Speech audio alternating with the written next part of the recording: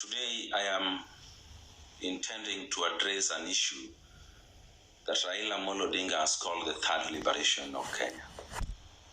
I do not know how successful the past liberations have always been. I do not even know he has liberated Kenyans from anything since he began his liberation agenda. But I want to say a few things here.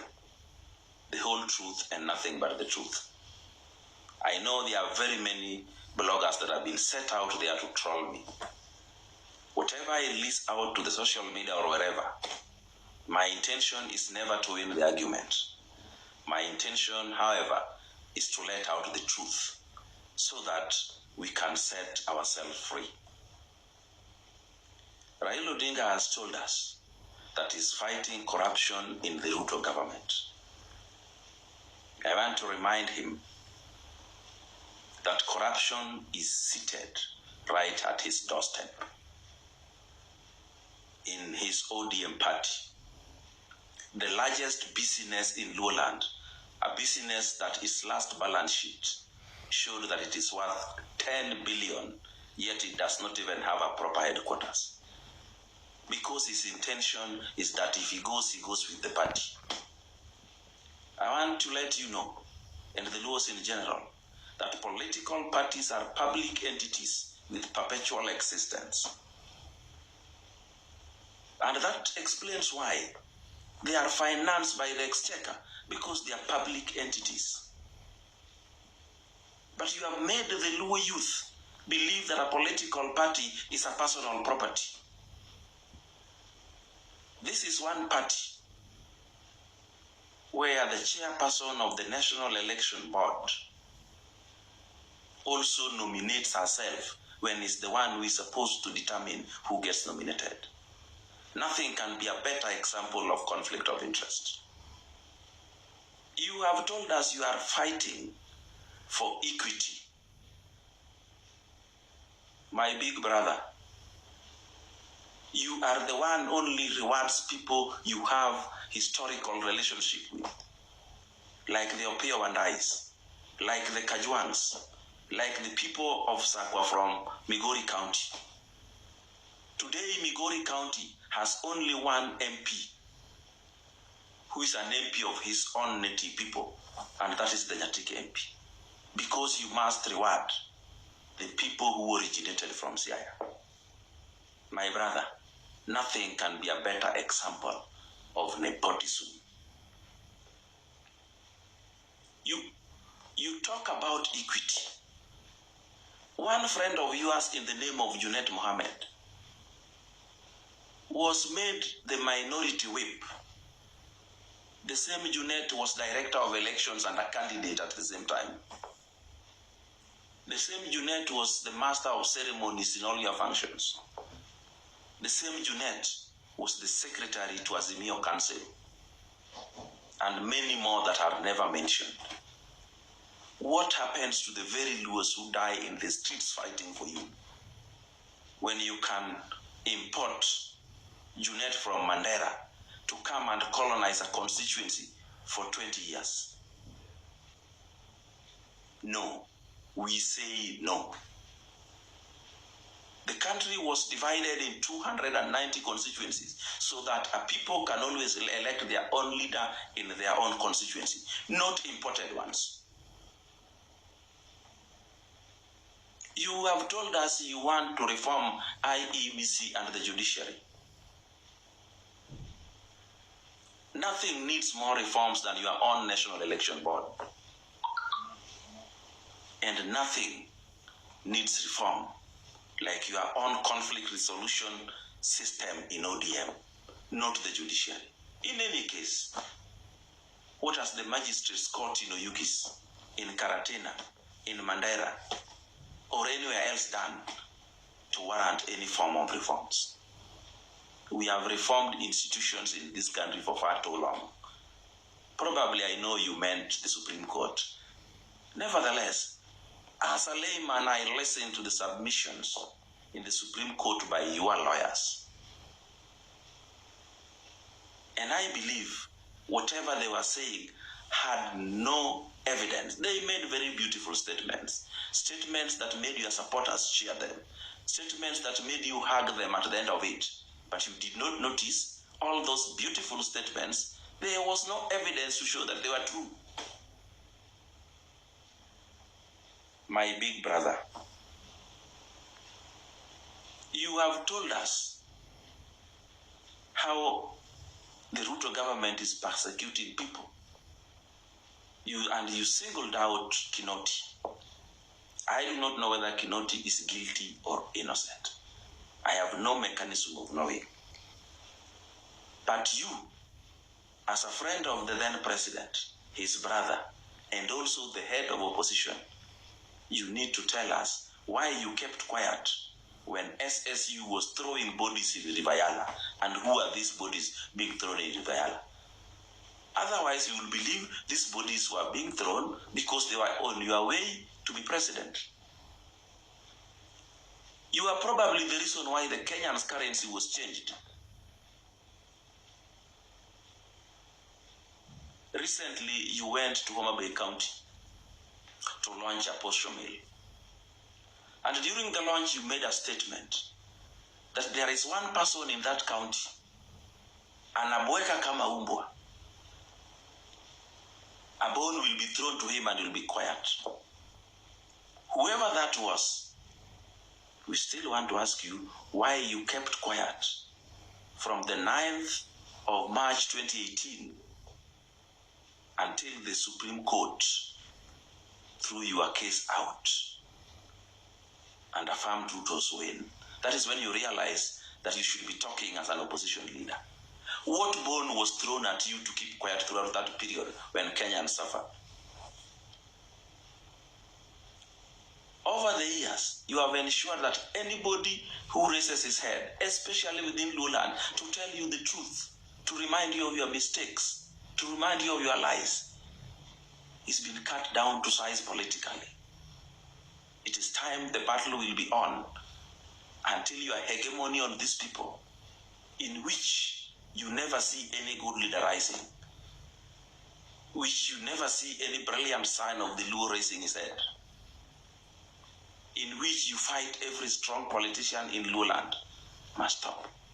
The reason why you never want any Luo to work with the government of the day, because you know very well a government is the greatest employer and the greatest business partner.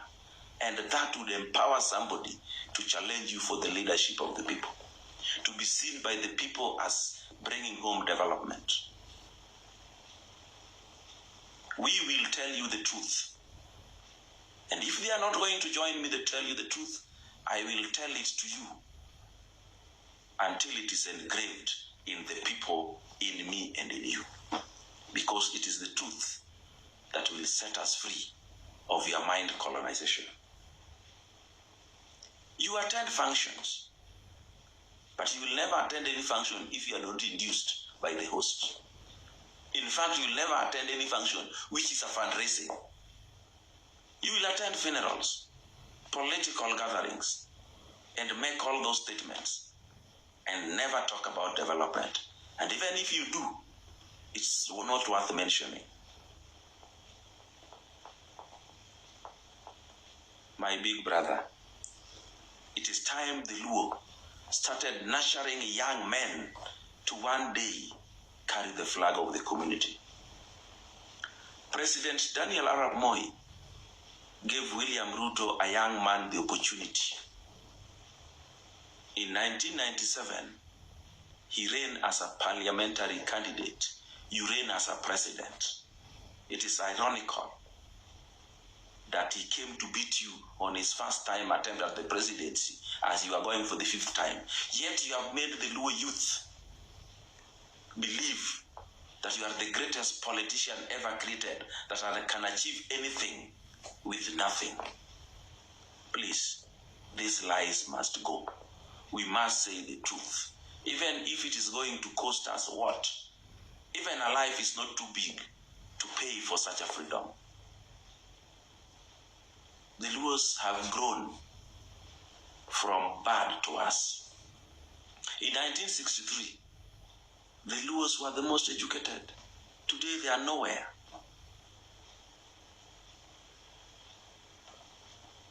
Recently, James Orengo told the Luo youth that he will be president before 2027. That is a senior counsel, a man respected, a man who is also referred to as walking constitution. How have you bewitched our people?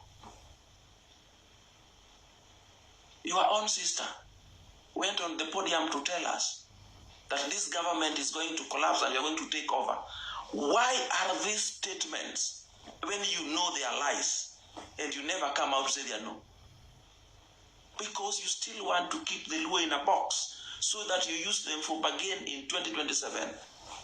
And let me also remind Kalonzo Musyoka, please.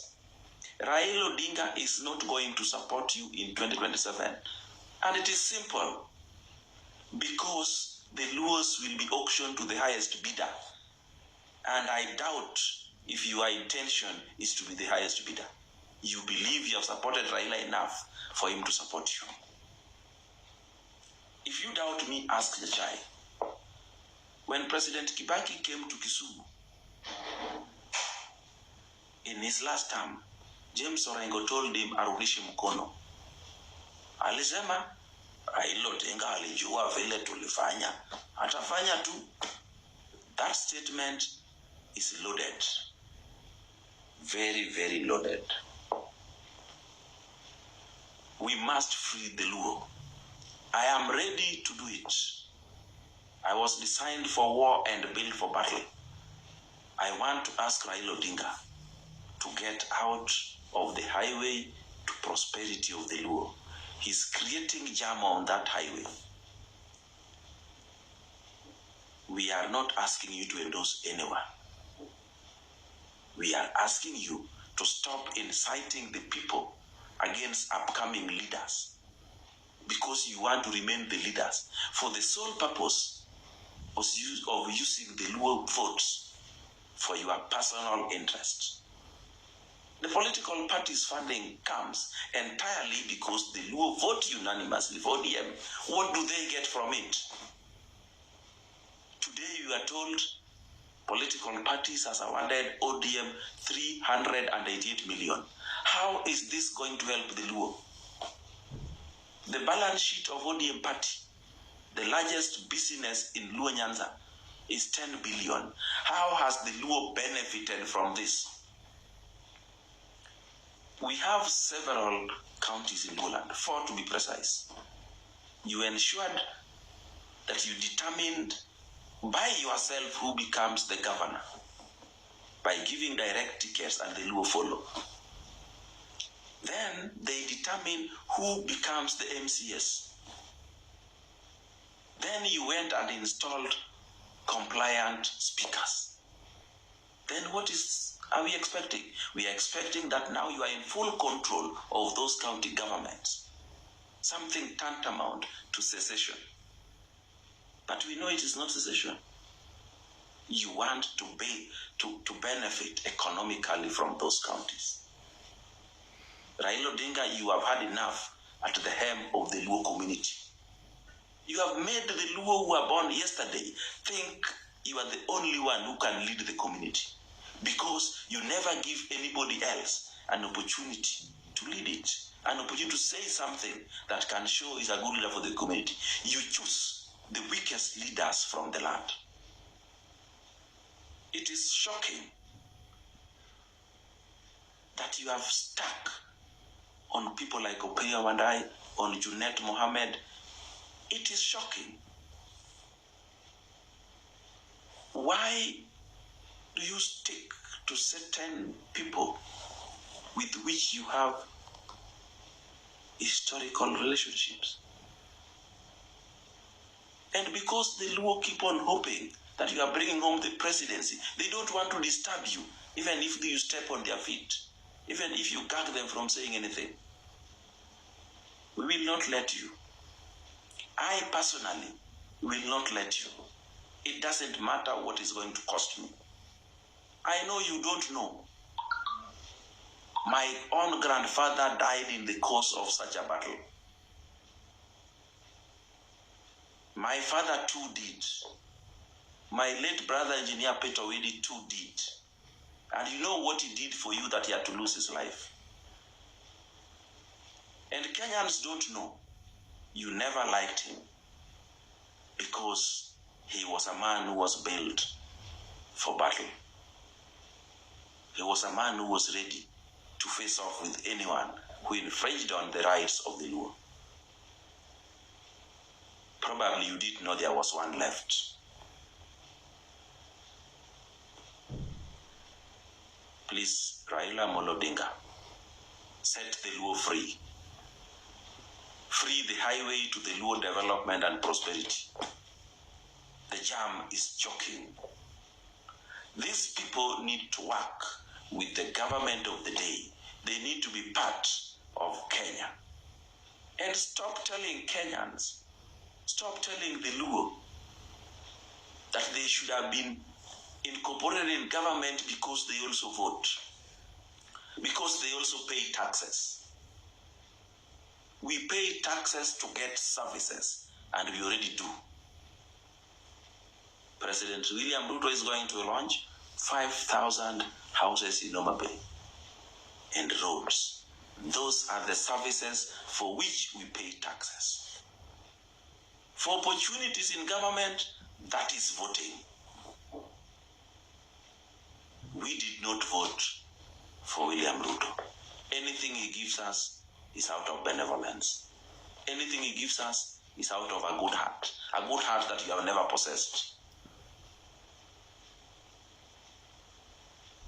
We will succeed. We shall overcome. But my brothers and sisters, for my fellow Luos, read Galatians chapter 3, verse 1.